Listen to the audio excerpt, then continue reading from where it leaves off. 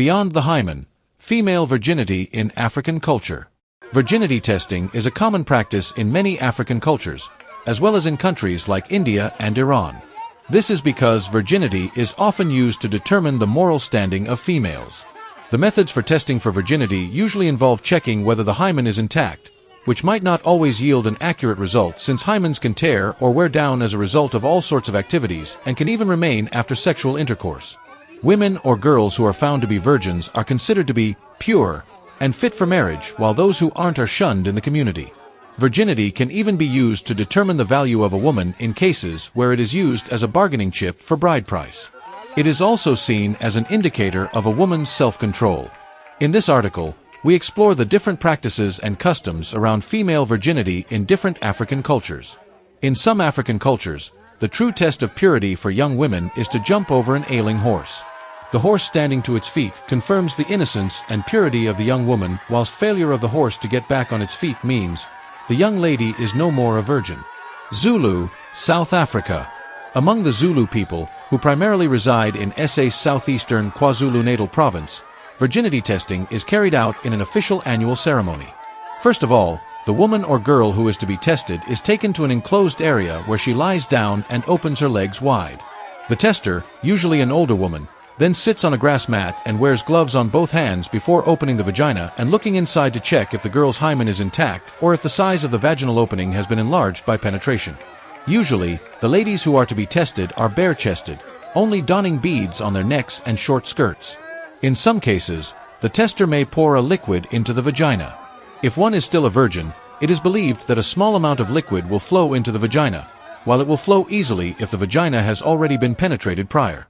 Again, this testing is not foolproof as different women have different shapes of vaginal openings and hymens.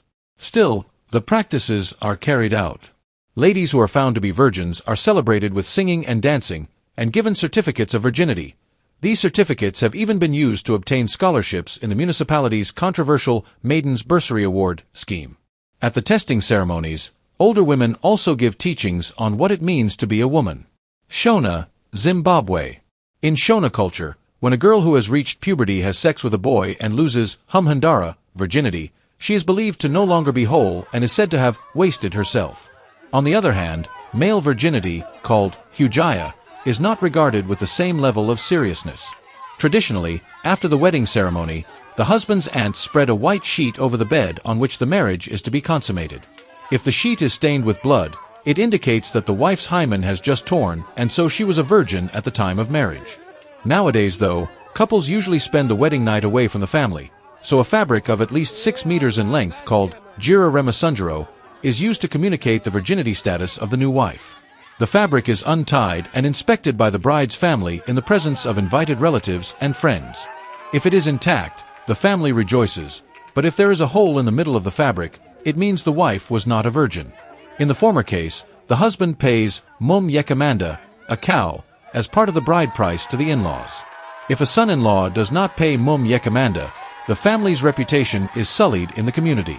In some cases, the wife may even be returned to her family. Krobo, Ghana.